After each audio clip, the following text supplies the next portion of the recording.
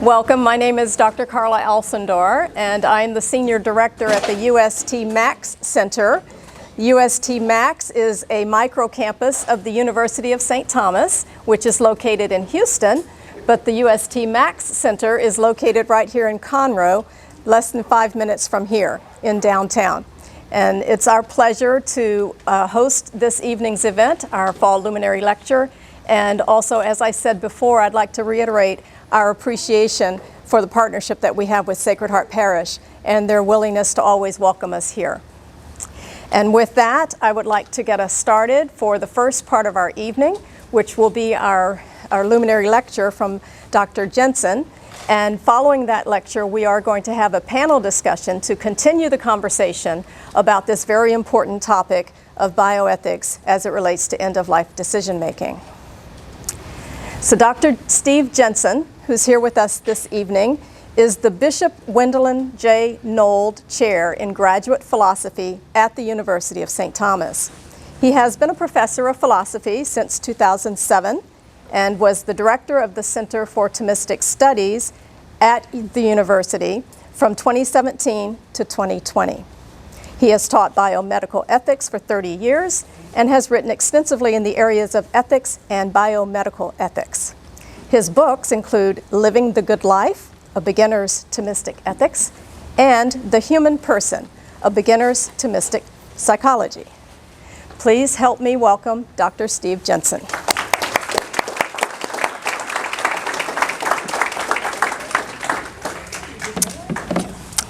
Thank you, Carla, and thank you all for coming. As Carla mentioned earlier, if you have difficulty hearing me in back, there's plenty of room up front here. I'll try to speak up, but my voice might give out after a while. We'll see. Now, I'm a philosopher, and that might be a bit intimidating because we talk lots of abstract things and lots of nonsense, quite frankly, a lot of times. Hopefully I won't do that tonight. What we want to do is understand Catholic moral teaching on end-of-life issues. And we want to understand it, not just have sort of a set of rules. Obviously, part of understanding it is understanding some rules about it. But I think it's important for people to know the reasons behind these things, right? Questions arise like, what sort of treatments should you use at end of life? What sort of treatments should you give when it seems like somebody is dying anyway? Questions about ventilator and food, artificial food and hydration are probably more common questions, but by no means the only issues that arise of sorts of treatments that you might give. We hear the terminology, most of us have heard the terminology of ordinary and extraordinary care. And what we want to, one of the things we want to do tonight is understand, well, what do these words mean? They're somewhat big words, or extraordinary, ordinary treatment sometimes is used. But what's going behind these terminology? Questions about what we can do to relieve someone's pain. Suppose especially if they are in a situation where they're dying in an excruciating pain, what can we do? Some people suggest killing them to relieve them of their pain. Of course, Catholic teaching is going to reject this.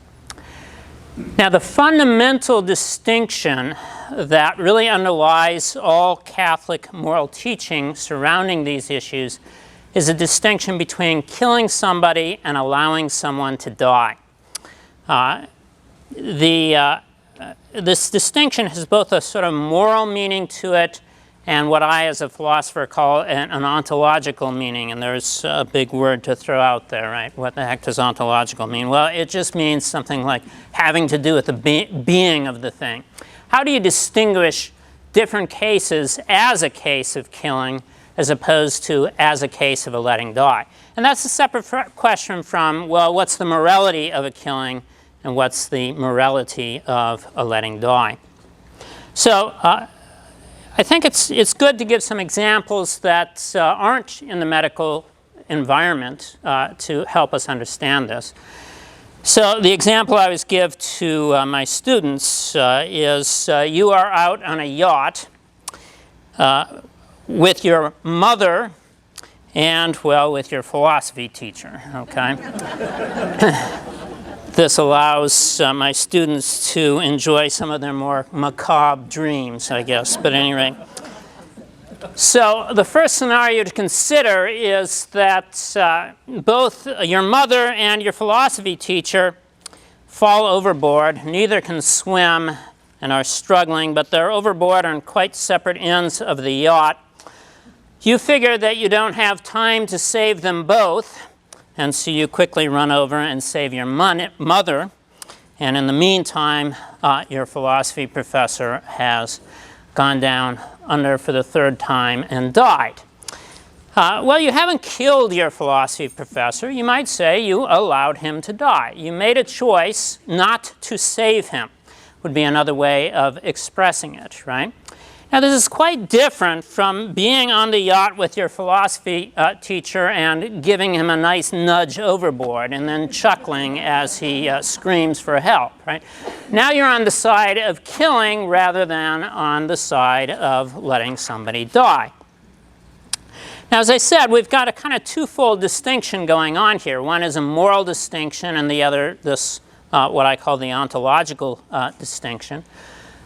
The ontological distinction is just how do we separate out cases from killing and cases from letting die. Usually it's not that difficult. There are some more difficult cases we can talk about in the question and answer session if people want. But roughly the way I would put it is that there's a sequence leading to somebody's death. And the question is, are you the one who initiated that sequence, or is it something that was initiated apart from you and you choose not to stop the sequence? So in the first situation, your philosophy professor and your mother fall overboard. There's a sequence leading to both of their deaths, right? But you didn't start either of those sequences out, right? Now, you have to make a choice, and you choose to save your mother. So what you're choosing to do is not to intervene to stop the sequence that leads to your philosophy professor's death, right? So that's an allowing to die. You didn't start the sequence, but you're making a choice not to intervene. Now, on the other hand, when you push your philosophy professor over, there is a sequence leading to his death that you yourself started up, right? You initiated the sequence, and hence that gets to be an instance of a killing. So that, again, is the ontological distinction. Again, it gets a lot more complicated, I assure you, but we won't worry about that, right? Usually, it isn't very problematic sorting out between the two cases. Now, what's the moral difference between these two? Well, the Catholic teaching is that it is never morally acceptable to kill the innocent. Never morally acceptable to kill the innocent. There can be situations of killing the guilty, situations such as a just war or self-defense, for instance. But that's not what's going on, obviously, in end-of-life issues in medical care and such things like that. They're dealing with innocent people. So it never becomes acceptable to kill in these situations of end-of-life care. On the other hand, allowing to die is sometimes okay and sometimes not okay. I gave an instance where it was okay. You had to make a choice to choose to save your mother or to save your philosophy professor. And it's completely understandable and a good choice to choose to save your mother, right? So it's acceptable in that situation to allow your philosophy professor to die. But it's not always acceptable to allow someone to die. So suppose, forget about your mother being on the yacht, it's just your philosophy professor, and he falls overboard and begins screaming for help. However, you're reading a nice novel, and it's at an exciting point. And so you say, well, man, I just want to finish this chapter here. And so you finish the chapter, but at the end of the chapter, your philosophy professor has gone down again and died. Well, you didn't kill him. You didn't initiate the sequence leading to his death. You allowed him to die. But pretty clearly, it was reprehensible on your part that you preferred to read a novel than to save your philosophy professor. So there you have an instance where it's not okay to allow somebody to die. We'll talk a little bit more as we go on which situations give us a case where it's okay and where it's not. But right now, the big picture is it's never okay to kill the innocent. It's sometimes okay, but sometimes not okay to allow somebody to die. And so those will be the real difficult situations in end-of-life care, is when is it okay and when is it not okay to allow to die. And the terminology that comes up here is the terminology of ordinary and extraordinary care. Basically, this is a moral distinction more than it is that other term, the ontological distinction. Ordinary care is said to be morally obligatory, right? So if the care that you need to give yourself or to somebody else is ordinary, then it's morally obligatory. Extraordinary care means that it is optional, right? So that means you can choose to take the care, but it's perfectly morally acceptable to decide not to use the care. So, but that just sort of gives you sort of the answer on the multiple choice test, I suppose, without really explaining to you, well, how do I sort between these two cases, this case of ordinary care and case of extraordinary care? Well, the difference is really based upon a distinction of what's more important for you to do, and it's also based upon the idea of a duty to care for yourself, okay? Oftentimes we think of, end of life, you're making a decision about how to care for your parents or something like that, and indeed that's the case. But this distinction between ordinary and extraordinary care is really based upon an idea of your responsibility to care for yourself. And if you think about it, we all have a responsibility to care for ourselves, right? We shouldn't be neglectful of our own health, say, for instance, right? We have a responsibility to care for ourselves. But at the same time, this is not an exhaustive obligation, right? So it's not as if you have to do everything you possibly can to keep yourself in tip-top health. If that were the case, a lot of us wouldn't have time to do much else besides watch out for our health. We couldn't do our jobs, perhaps. We couldn't socialize with others, and so on, right? So it's not an absolute responsibility to take care of ourselves, but it is a responsibility that we have, among other responsibilities that we have, which would include, responsibility to be kind to others. So, you might be doing a charitable act, and as a result, you're not exercising and keeping in tip-top shape. Have you done something wrong? Well, clearly not, right? Yes, we have a responsibility to care for ourselves, but it's not an exhaustive responsibility. It's not overriding. And so then the question becomes, well, which actions do we need to do and which don't we? And the question comes down to, again, often to a question of what is more important for us to do in the situation. So moving into the medical care, but still focusing upon oneself, because again, that's where this idea comes from, is a duty to oneself. Consider you have cancer, and now you have to make a decision about whether to take some chemotherapy or not. Now, there are all kinds of different cancer out there. There are all kinds of different chemotherapy out there. So there's no way in which you can just say, well, the chemotherapy is ordinary, the chemotherapy is extraordinary, right? There are too many factors that are involved. But you have to ask yourself some questions. Well, how likely is it that the chemotherapy is going to help me, right? And this is sometimes put in terms of what are the benefits of the treatment that you're considering, right? How likely is it to help me and how much? So it might be a 30% chance of extending your life 3 years, right? That's not very great, right?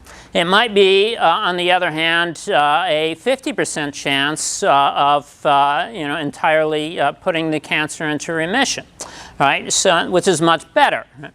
So you have to look at this question. Again, there's no magic formula that you're going to come up with, but you're looking at what are the benefits involved. And then the other term that's used is you're going to look at the burdens. And a lot of this we associate with sort of side effects or consequences. Chemotherapy is a very good example for that because there are lots of side effects associated with chemotherapy. We're all familiar with things like hair loss or throwing up and things like this. There's loss of hearing. There's neuropathy, pain in various joints, and so on. The list really goes on and on and on. And again, it depends on the kind of chemotherapy that you're getting, how likely these might be, or how many they might be.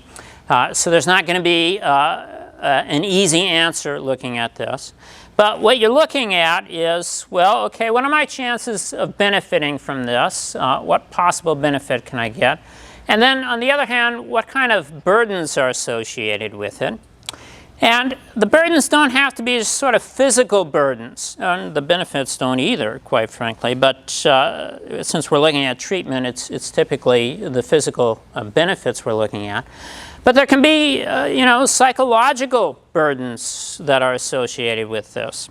Often one of the things that's brought into with something like chemotherapy is something like, okay, well, I have a % chance of extending my life by a couple of years, but I'm going to be miserable and, quite frankly, ornery and cranky with my family, right? Because a lot of times that's one of the consequences as well, that people are not very pleasant as a result of the chemotherapy. It's realistic to say this is a kind of burden. What I want out of my life is great time with my family, right? And that's what's going to matter. So this sort of psychological effect is a kind of burden associated with the chemotherapy. So again, all this while you're the one making the decision, you're deciding, do I want the chemotherapy or not? If it's ordinary, that would mean that the benefits would be outweighing the burdens. Again, is there an easy way to figure that out? No, there isn't. If it's extraordinary, then the idea is that the burdens are outweighing the benefits. Now, to speak in this term, it's important to talk about benefits and burdens of the treatment. Benefits and burdens of the treatment, not of the person's life. Okay? Benefits of the treatment, or burdens, not of the person's life. So suppose, for instance, that you have painful arthritis, and you're considering a treatment. You don't put into the burdens, I will have to continue with my arthritis. So suppose you have pneumonia, which can be treated pretty easily, inexpensively. I should add, expense can be another kind of burden. If the treatment is very expensive, that might be a burden to consider, right? But the pneumonia can be treated pretty straightforwardly, inexpensively, with few side effects, with certain antibiotics.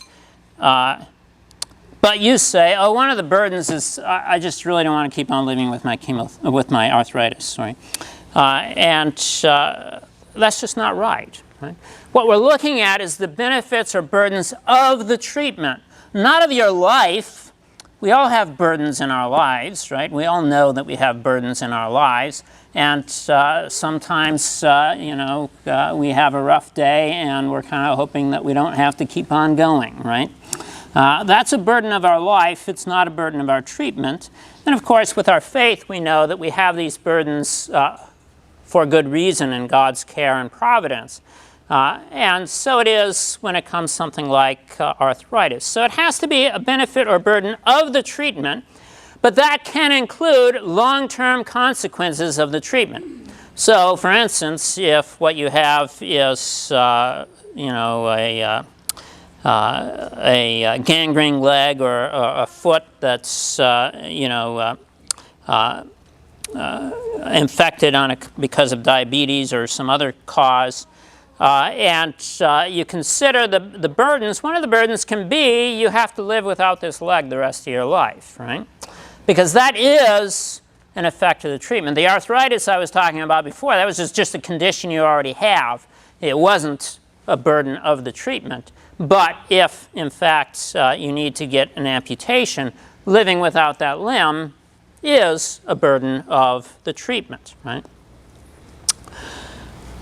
Now, the one way the arthritis might come into play is I think you could legitimately say that the benefits might be lessened, right? So the benefit is less because you have this arthritis, right? But as a general rule, I don't think that's going to come into much importance. Now, through all of this, as I've been going on, the bottom line is there's no absolute answer. You can't plug in some numbers into a formula and come out, oh, this is ordinary care and this is extraordinary care, right? There's no absolute straightforward answer you can give. It depends a lot on the situation and not just the medical situation, right? Again, we talked about, spending time with your family. That's not a medical situation, right? Now, I think it's fair enough to say that some treatments are almost always ordinary and some treatments are almost always extraordinary, okay? That's fair enough. I gave the example of using antibiotics or something like that. Well, that would almost always be ordinary care, right? But I still wouldn't want to say that this is an absolute, that it's always, in absolutely every situation, ordinary care. In all of these decisions, we need lots of medical information, but also information about one's own life. As a result, the decision is a decision ultimately of the person, him or herself, right? Again, what is ordinary, extraordinary care? Ultimately, you are the one who can figure that out because you know what are the important things in your life. Now, unfortunately, a lot of times we have to make decisions for others, right? So we have family members who maybe have slipped into a coma or have Alzheimer's and can't make decisions, various things like that. And we have to make the decisions for them. And everything I've said has been saying is a question about a duty of yourself to take care of yourself. And now here you're taking care of somebody else. So how does that come into play? Well, the idea here is we always make decisions from the perspective of the person whose care it is. So if it's your mother who now has Alzheimer's and can't make a decision, the decision isn't based upon your perspective, it's from the perspective of your mother that you're going to be making the decision. So it's still what's her duty to herself to take care of herself. She can't actually make that decision, but that's how you are going to put yourself into this person's shoes, so to speak, and make the decision for them. Now, within this, one important thing that comes up is the idea of artificial hydration and nutrition.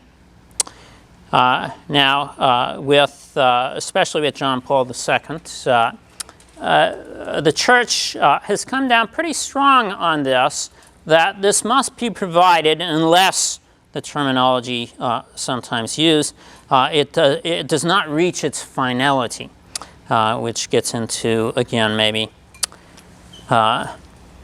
high-level philosophical or theological concepts. It means that it's not really keeping the person alive, I suppose, is fundamentally what it means. That the person isn't assimilating food and hydration that well, or something along that case. But I want to talk a little bit, why might there be this sort of strong stand about artificial hydration and nutrition? And the reason is because of a distinction between treatment and just care more generally. So what I've been talking about is really been talking about treatment, though I've been using the word care. But treatment is more specific within care. Treatment involves some defect or illness in the person, and the treatment in some way corrects or ameliorates the illness or defect. So chemotherapy in some way overcomes the cancer, something along these lines. So you've got some kind of illness, and the treatment is going to overcome this. Care, on the other hand, in this broader sense of care that includes treatment as one aspect of it, involves meeting people's basic needs and not necessarily involving a defect, right, an illness that they have. So food and water is probably the clearest instance of this, right? We all need food and water, not because we have some illness, right? We all need it because even though we're quite healthy, right? So providing somebody with food and water is not because they have some defect that you're trying to correct, so it's not treatment as we've just talked about it. It is this more basic kind of care. This also includes things like keeping people comfortable, keeping them clean would be a kind of care that you might have for them. You know, giving them baths, if they're incontinent, cleaning them up, and things like this. Turning them over in their bed if they can't turn over themselves so that they don't develop sores, right? These would all be instances of sort of basic care, not treatment that is involved. So what we've been talking about really is more concerned with treatment, right? What is ordinary or extraordinary has to do with a defect that in some way you can correct. It doesn't have to do with providing somebody with food and water. Now, that being said, it still might be the case that there might be situations where you don't provide food and water. As I've suggested, the way John Paul II put it, if it doesn't meet its finality, that is to say, if the person is a condition, often develops, say, in late-stage cancer or even in Alzheimer's, where the food and water is not something that they're assimilating that well. That might be a reason right there. But also, there's this added word that comes into play, artificial hydration and nutrition, right?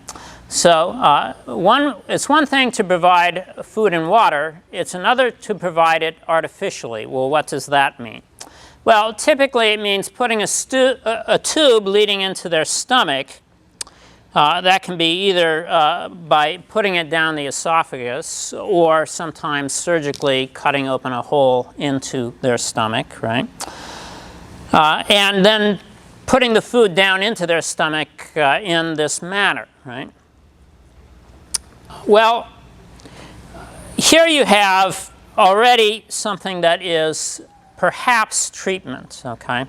I say perhaps because sometimes this is done just for convenience because it's a lot easier to feed people in this way. That is, putting the tube in is a treatment. Once the tube is in, providing the food and water is now just basic care, right? But there are consequences associated with the tube and indeed this manner of providing the food and water. most dramatic, most common, perhaps, maybe not most dramatic, is regurgitating the food and getting into the lungs, causing infections and things like this. And so one can start asking questions about a sort of a burden associated in this sort of thing. But again, the church is pretty strong on this. Basically, we want to see whether, in fact, it's meeting the person's needs or not meeting the person's needs, because what we're looking at is a sort of basic level of care. But again, even having a tube down your throat, quite frankly, is an uncomfortable situation, right? And a lot of people try to pull it out, right? Because it is uncomfortable. I don't think most of us would relish the idea, right? So there are kind of some negatives that might be called burdens that are associated with this kind of treatment, but I think it would still be fair to say that the church is saying it's going to have to be pretty bad for this to lead us to say it's extraordinary care. What about relieving pain and discomfort? So we're talking about treatment on the one hand. Well, there's a kind of treatment that is just treating the pain. You're not actually going to make the person better. It's called palliative care. And it means you just make them feel better, right? Largely, of course, through pain relievers of various sorts. There is an idea that's put forward of someone with a terminal illness who is suffering greatly, and we cannot relieve their suffering, and so it's suggested that we should kill the person. The terminology used, euthanasia, means a good death, right? We should kill the person in order to relieve them of their suffering. Well, philosophers make all sorts of distinctions within euthanasia between active and passive euthanasia.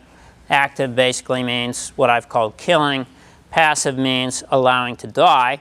The church is going to say active is never okay, but what we just talked about was active, that you're actively going to say inject the person with something that's going to kill them because you say, excuse me, that they are suffering greatly and in great pain, and we want to end this pain by killing them. There's also a distinction between voluntary and involuntary euthanasia. Voluntary means that the person himself asks for it. Involuntary means that they don't. You can add to that non-voluntary, which is if the person is incompetent and you don't know what they want, right? Well, as you might expect from what I've said about allowing to die, passive euthanasia is sometimes acceptable. That means choosing not to give a treatment of some sort or other. Typically, it has to be voluntary or possibly non-voluntary, as we've said, if the person can't make a decision. Not involuntary, right? If the person says they want the treatment, we shouldn't refuse it to them. I mean, obviously, unless there's some financial concern that they couldn't pay for it or something like that, and it's exorbitantly expensive, and they don't have much of a chance of getting much out of it. But active euthanasia is killing and wrong. If it's voluntary, it's a form of suicide, and we hear this terminology, assisted suicide, right? Well, how do we deal with situations of great pain in end of life? Well, the first thing to note is that the story that's told about the person who is suffering greatly and we can't relieve their pain is largely a fiction. It's a fiction used to promote euthanasia, but in fact, it's not very common at all. That almost always we can relieve people of their pain. Now, saying we can isn't the same as saying that we do. Oftentimes, doctors are worried about causing addiction in the person. And with recent lawsuits and things like this, that's even more of a worry for doctors. And so, although the pain can be given, it might not be given, and that's a legitimate concern. You know, you have to ask yourself, if you're going to go on living for a long time, again, if it's terminal illness, that's another question. Addiction doesn't seem that important. But if you're going to go on living for a long time, it might be wise to put up with the pain, or at least a lot of it, and to avoid the addiction, right? So that might be a legitimate concern. Doctors are also always not completely informed about the options available for relieving pain. So that's another reason that people might not be relieved of their pain. But it is fair enough to say that there are cases in which it's almost impossible to relieve people of their pain. But then another option becomes available, and that option is called palliative sedation. Palliative, again, means just relieving of pain or keeping of comfort. Sedation means that you are making the person unconscious. And as such, that's a way of relieving them of their pain. Now, if this is done, I think we should wake the person periodically, especially supposing they're competent to make decisions, right? To make sure that they want to continue with this, right, at the very least. So I think it's fair enough to wake the person periodically, again, even if they're not competent, so that they have some time with family and friends, of conscious time with family and friends, right? Now, there are some cases that I won't delve into of what's called double effect reasoning, in which by giving palliative sedation or just pain relief, you actually shorten the person's life. And then the question that's raised is that okay to shorten the person's life in order to relieve their pain? And the answer is, well, twofold. Basically, again, actually the studies indicate that usually this does not shorten people's lives, right? It's a kind of hypothetical case that in practice doesn't really pan out, right?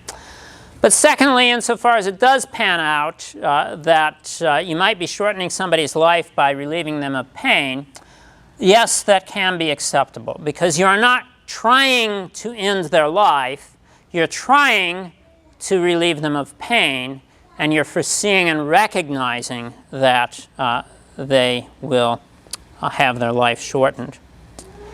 Now, those who want to die in these situations want to die not usually because of pain. Usually, they want to die because they feel abandoned, they feel lonely, and they feel that their life is meaningless. In other words, they want to die for reasons that don't have so much to do with their medical condition, but because of our own failure, because of our failure to care for the sick. It's not bodily or medical care that is most important, but the care of the soul that is most important. We all know that our lives are worth living because we have other people. It's not because we have lots of money or are a great success.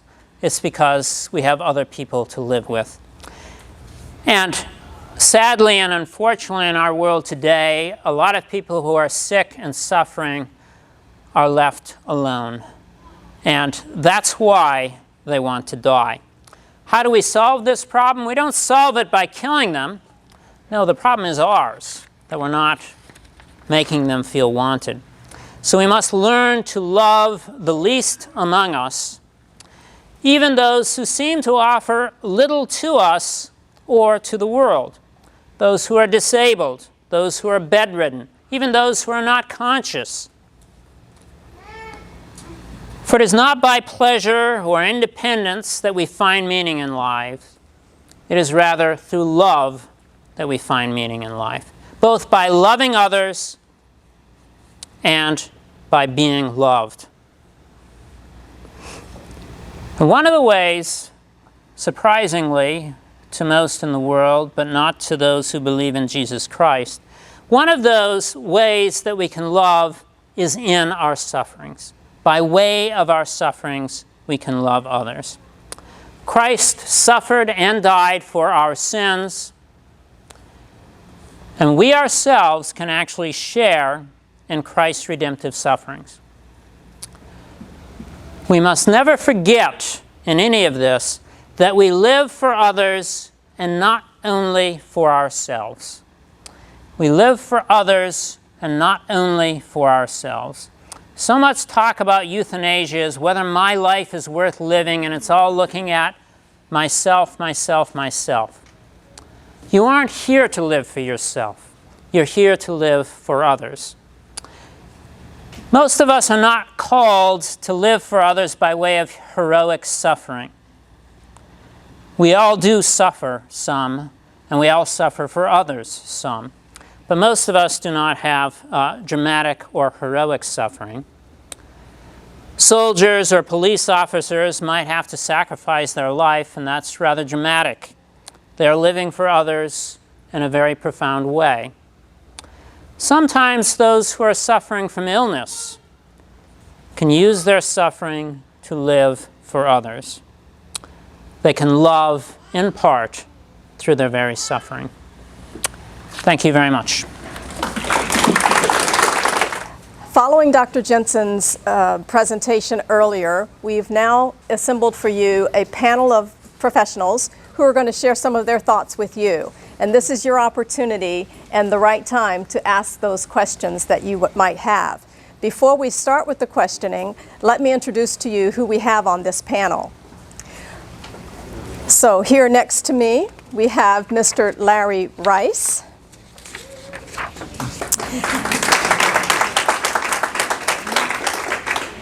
Larry has been a parishioner of Sacred Heart since birth.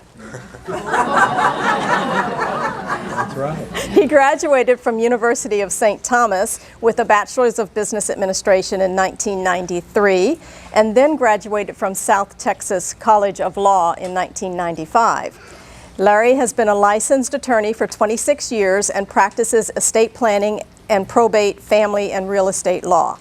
His wife, Colleen, is a staff attorney for the probate court here in Montgomery County, and they have 4 children.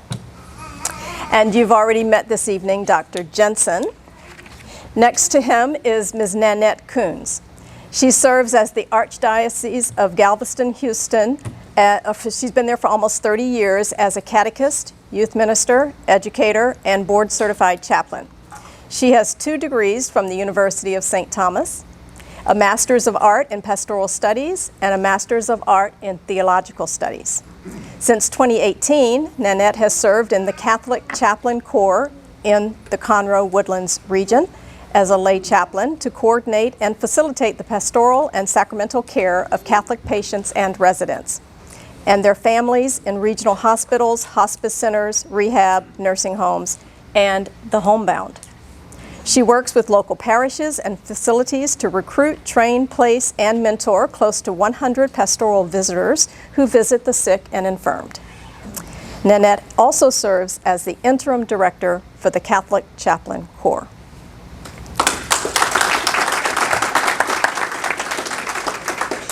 And we also have with us tonight Tom Mendez.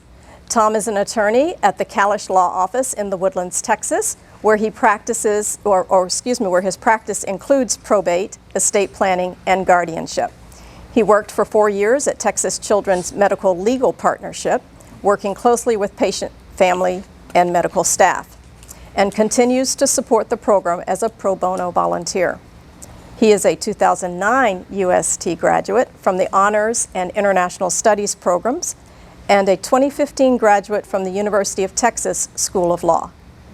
He's a parishioner here at Sacred Heart Parish with his wife Sarah and their 2 beautiful children who are here with us this evening. You will hear specifically from Tom at the end of before the end of our program this evening. Tonight's event is actually his idea, and he's been very instrumental in pulling this entire program together for us. And he will share with you some of his specific thoughts about why he felt it was so important to do this and what might come next. And so with that, I'd like to open it up. Oh, yes, please.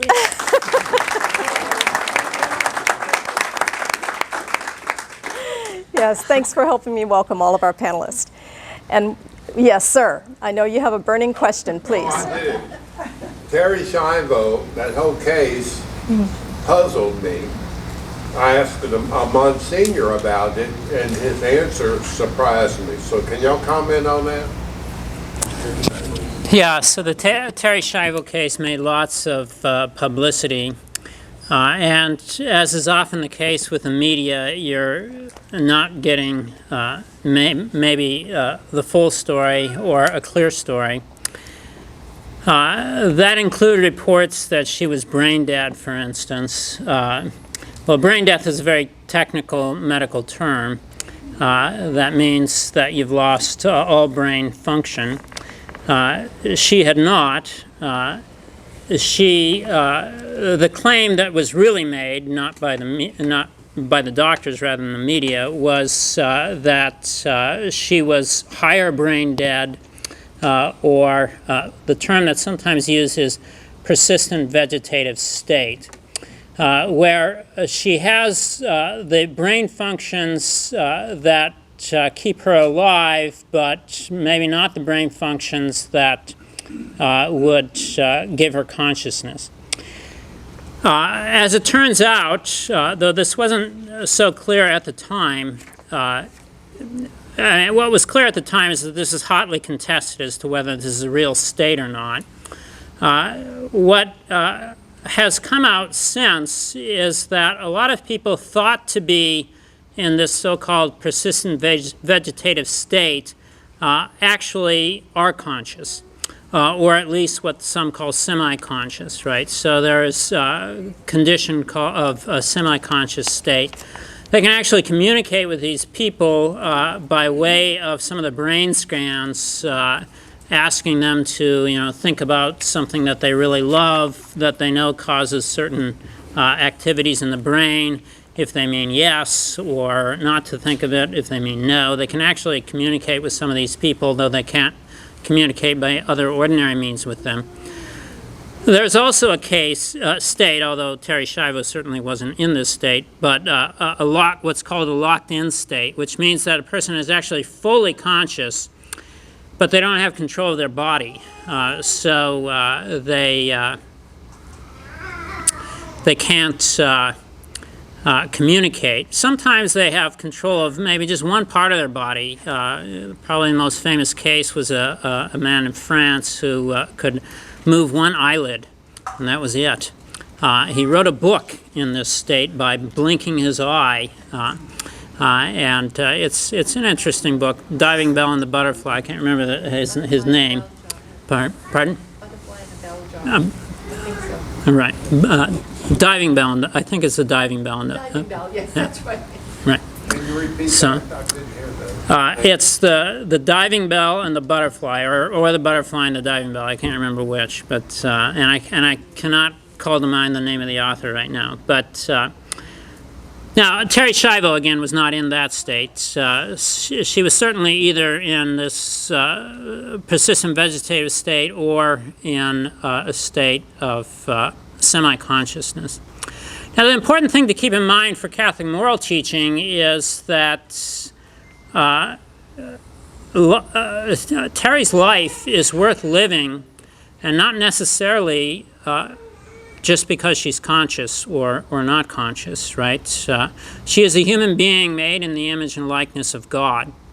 And it's some of the mystery of Christ's providence working out in our lives is that sometimes the role we play is very passive, that we draw out people's love because they end up caring for us, right? That we maybe can't do much for others at this time. We have to be cared for. I mean, babies are the clearest example of this, right? They have to be cared for. They draw out love, right? And it gets to be that way at the end of life, too. When our parents can't take care of themselves, maybe the most important role they play is actually drawing out love. And Terry Schiavo could still do that even if she was not conscious, right? She could still draw out love.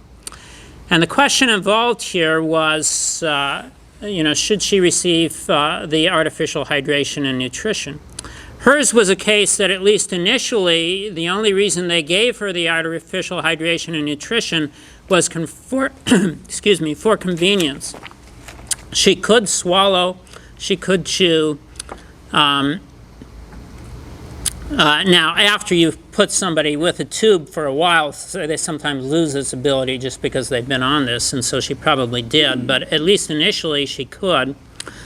So you're dealing with a kind of basic care here, and so I would say, we shouldn't be factoring in the idea that she's not conscious, partly because we don't really know that she wasn't conscious, but partly because her role in God's providence might be just to draw out care. Now, there are all sorts of other angles that people bring in, such as that the husband actually had some money to gain by her death and things like this.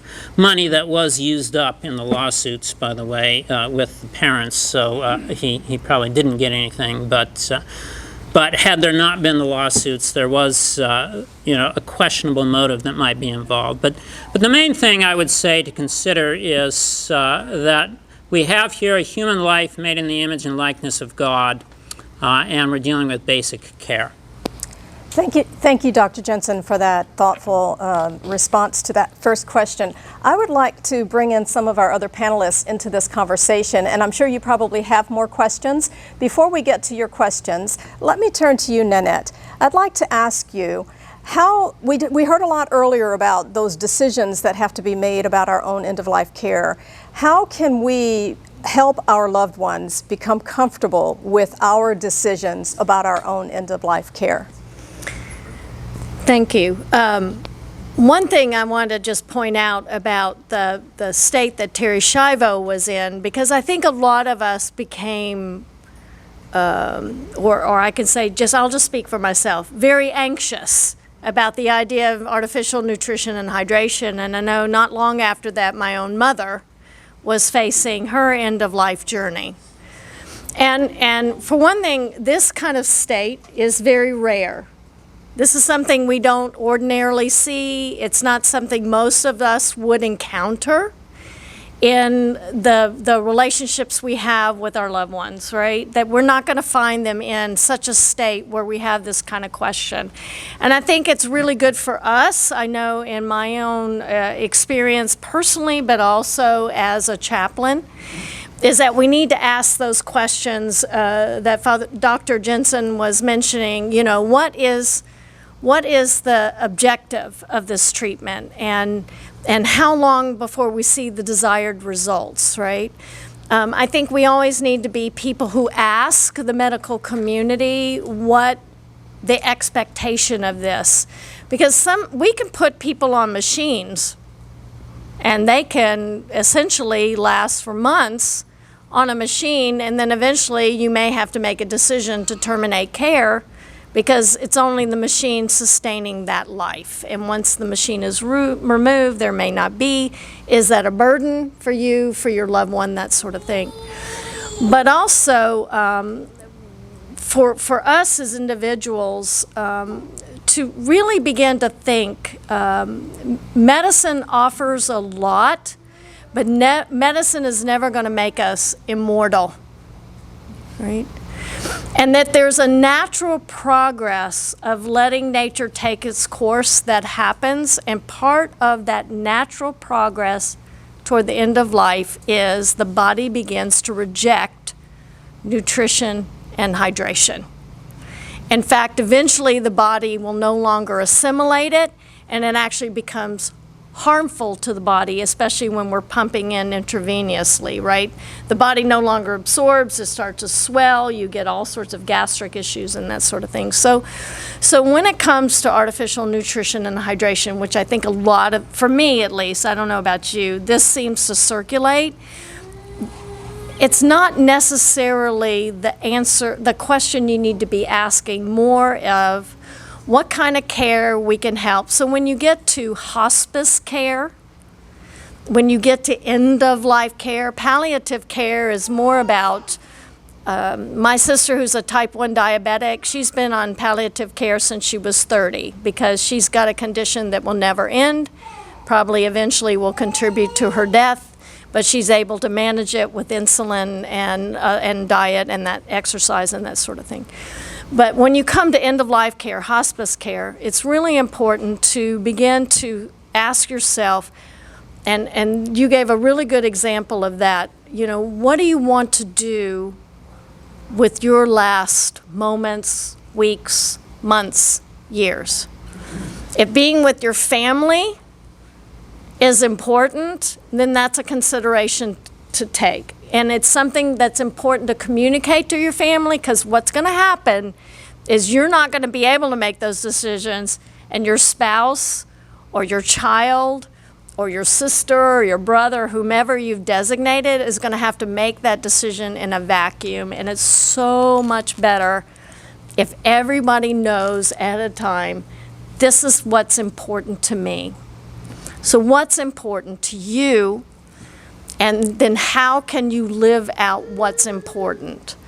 So I think that what makes it easy to answer your question is that if we ourselves have a pragmatic moment, and it's hard. I think sometimes we don't want to think about end of life, but to really think about it, the best gift you can give your family is to decide, you know, I want this treatment, or this treatment would be repugnant to me. If you put me on artificial life support, life-sustaining therapies, if you've got me on a ventilator or a heart bypass machine or all of these things, I don't want to be attached to that. And a question is asked, when can they get off of that, if ever? Because sometimes you get on these therapies and you don't. So I think that it's just beginning to really think yourself, what is it that you want for your, do you really think that you're going to live forever? And what is your end game? If we all believe that heaven is the goal, you know, how do we want to live our lives until it's time for us to transition into the next? I think a good follow-up to that, comments that you've just made there, Nannette, thank you, would be to turn to our legal professionals. You know from their bios that these gentlemen have a lot of experience in this very area that we're talking about tonight, which is why they're here with us.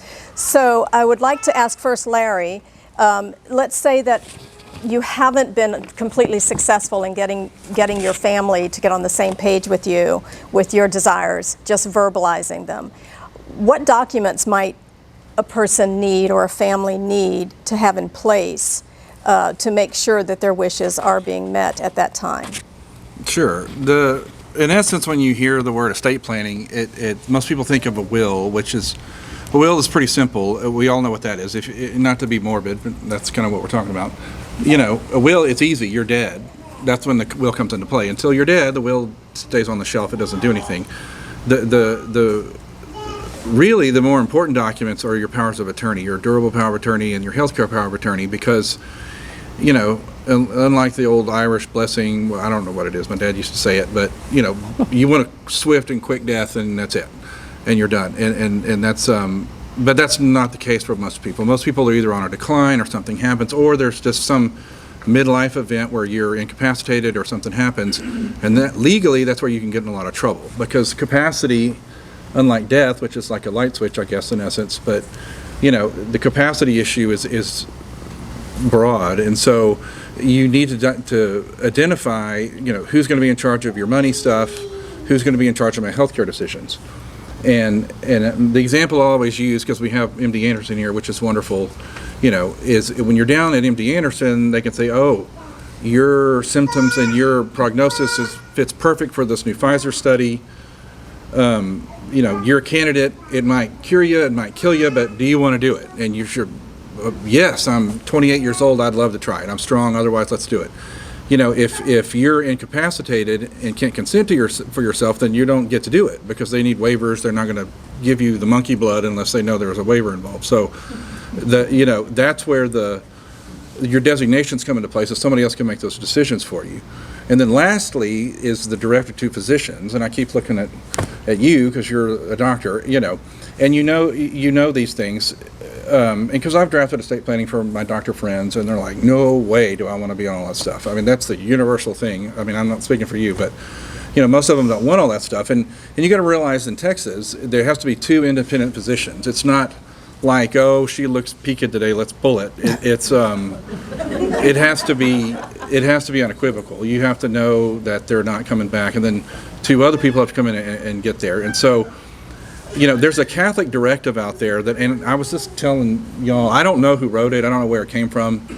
A group of Catholic attorneys somewhere wrote it, and it's good, and it specifically addresses the nutrition and hydration thing, but it and the classic example I give of that is if you have one parent and they get in that position and they're on all of the machines, and then they that woman has 2 children, and the doctor comes out and says, oh, I'm sorry, she's gone but for these machines, what do you guys want to do? And the one kid says, oh, you can't kill mom, don't unplug her. And the other one says, oh, you can't let her suffer. So then what happens is that whatever happens, somebody's guilty or upset or resentful or whatever. It's bad. So much like Nannette said, if you make your wishes clear, then there's no choice to be made by the family. It's already what your wishes are. And then the sad back end of that story is, at some point to say, well, insurance is paying for another week, and then that's it, and it's $8,000 a day. What do you want to do? And then that's even more disheartening. So the short answer to your question is there, in essence, a will, and then your powers of attorney, and then the directives in that regard. And there can be more things, of course, infinite details with trusts and with minors and things like that. But in essence, you want to take care of what you want with your stuff when you're dead. And what do we do in between if I'm incapacitated? And then what do I do if I get in the position where I'm on all that stuff? And that's the basic set. Okay, thank you. And Tom, let's say that someone is in a situation where they do not have any of that documentation in place. 2-part question. Who makes those decisions for them at that time? And then another question would be similar to that. You might have had something in place at one time, but then you've changed your mind. What happens then? Yeah, the health and safety code defaults first. So if you don't have any medical power of attorney in place, defaults first to spouse. If there's no spouse, adult children. If no adult children, your parents, and then next of kin. So sometimes I'll have people who are panicking, saying, "Oh, I need this medical power of attorney." There might be a upcoming operation or something, and we can. It's easy enough to get those documents, but it is that is the default. And more often, I'll see this with parents with special needs children, and they turn 18 years old, and they need to get guardianship, and they've gotten a late start, and they're absolutely terrified, 1, the state's going to come in and take their kid, but 2, they're, it's unfounded fear, but they're afraid that they're not going to be able to make decisions in the event that there's an emergency. But I say, you don't need to worry, the Health and Safety Code does have you covered. That said, I just want to reiterate, having these documents in place are the best way that Larry mentioned, the advanced directives, your medical powers of attorney, are the best way to make sure that your wishes are honored, the people that you want to be making decisions are making those decisions. And as important, I think, are really the conversations as well that you're having with people, because, sometimes, these are legal documents, but, you might have appointed, Susan over here to make these decisions, but if you haven't talked to her sister and she's going through a grieving process, there's a lot of guilt involved for with families involved.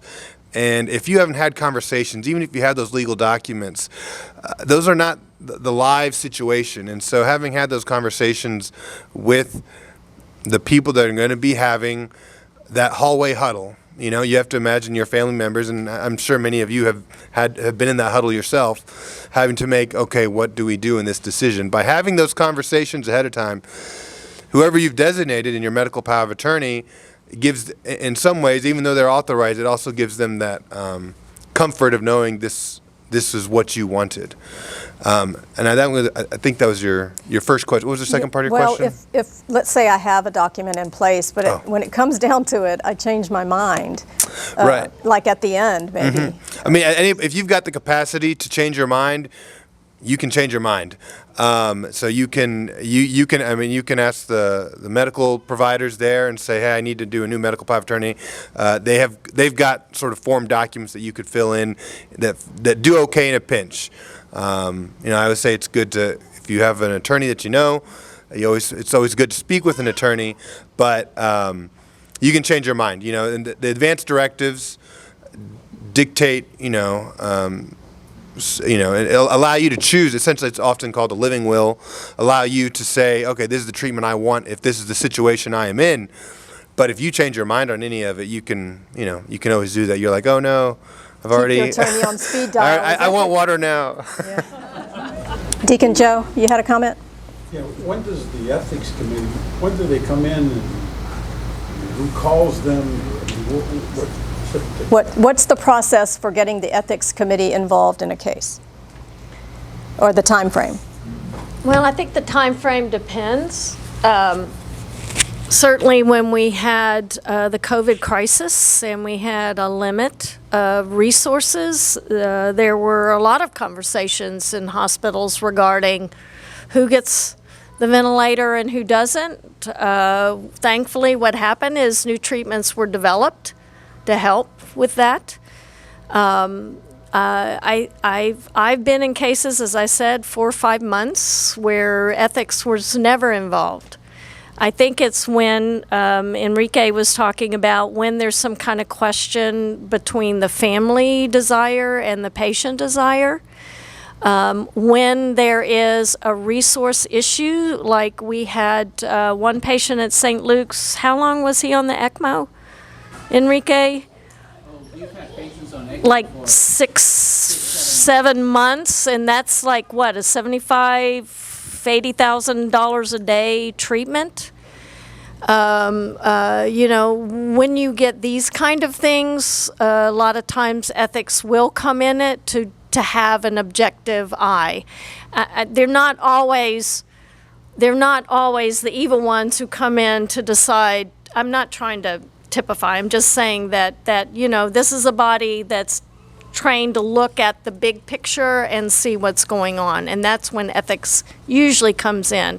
They're not going to come in the first couple of weeks unless it's a crisis situation with resources and try to make decisions for you and your family. Nannette, would you please explain just very Hospice. briefly what hospice is? Hospice, so palliative care is an overarching umbrella that means treatment that helps sustain you in some kind of health situation that will not be curative. So, for instance, muscular dystrophy, eventually a child will die from that, but there are a lot of treatments that can help a child with that live productive lives, healthy lives, happy lives, sustain their lives for as long as possible. My sister with diabetes, that's another one. Hospice care is when you move into the stage of life where you no longer want curative treatments, that you're prepared to have end-of-life care. And people can be on hospice care for years. It means that if you're on, and it doesn't mean that if you're on hospice, you can't come out. Let's say I'm on hospice care, but I develop pneumonia and I decide that I want to take my loved one, or I want to go to the hospital and get treatment for pneumonia, and then I come back home and I'm back on hospice care. You can do that, but typically when you're on hospice care, you receive, like you were saying, the end-of-life pain treatments, that kind of thing, that you might be given higher doses of morphine or nausea medicines or things like that that help give you comfort in the end stages of life. That's hospice care. It can be either at home or in the hospital. It can be home, hospital, or in a facility. Any way about that. Most hospice doesn't happen in the hospital. First off, hospitals are set up to cure, not to help people die. And so typically you're better to be moved into some kind of hospice, even if you're in the hospital, hospice umbrella that kind of help manages your care a little bit differently. Thank you. Yes, one quick question or comment. When are you going to do this again? I know a dozen people that I will drag here. Thank you. Thank you. The question is, when are we going to do this again? That is a perfect segue for me to turn it over for a few minutes. We are getting very close to the end, but if you can hang in there with us for a little bit longer, I'd like Tom to make some comments to you now about what he has in mind and what we would be more than happy to partner with him on to bring more of this discussion to the table. Thanks, Carla. I just wanted to, I guess, say thank you, Carla, for agreeing to host this. Thank you to all the panelists for doing this. Thank you, all of you, for coming. I love that we had a really spirited discussion. This was great. So thank you all for coming. This was an initial sort of event to sort of see what sort of interest was in our parish here and in the community generally for discussions like this. So I would say on the sign-in sheet, there's a check-in box. That's the first column is, are you interested in attending more events like this? So if you haven't, go by and check next to your name that. And then there's another one that says, are you interested in help coordinating that? The next step is trying to put people together who are interested in doing more events like this and potentially doing more. It is still in formation. Father Philip has expressed his interest in trying to support more discussions around death and dying. And I think as Dr. Jensen sort of mentioned, you know, if we believe what we say we believe, there is nothing to fear in death. And there is an ancient Catholic ritual of memento mori, of remember your death. And there is a lot of spiritual fruit historically in Catholic tradition on focusing and thinking about our death. And ultimately, hopefully that the result is that we live better. We realize that life is fleeting and we could die tomorrow. But essentially, the part of the result of this whole endeavor was I as an attorney, I deal with people coming to me and they're checking the box. And it's like, oh, I got to get these things done. And really there is an opportunity there to stop and think about, there's a meditative opportunity, there's a prayerful opportunity to reflect on what I want my death to look like, what I want my funeral to look like, and what am I living right now, so that at the end I'm looking back at my life in a positive way, and have God step into that. So I don't know what the next event is, but we're going to be doing more activities in some way. We're exploring maybe doing workshops on maybe walking with people through this. So it's not just an informative sort of sharing, but as we can see, people have different opinions on how things should be. So hopefully the participants can reflect themselves and in an interactive way. And so really it's about focusing on your values, thinking about your memories, your brain, your body, thinking about what you want to do with your body, and then finally your goods. The thing is, I think a lot of times people think about the will and the goods when they think about their death, and honestly that should be the last thing we discuss. There's so many things when it comes to what's important to you, what made you who you are, what are your memories, how are you cherishing and sharing those and passing that on, and then finally your body, and then at the end really your goods and how you can push those to support what you're doing. So, sorry, I think I pushed us over the time limit. I said I was going to be short. But yeah, please do. I'm going to put some cards out here. If anyone's interested, feel free to reach out directly or check the box over there. Thank you all again for coming.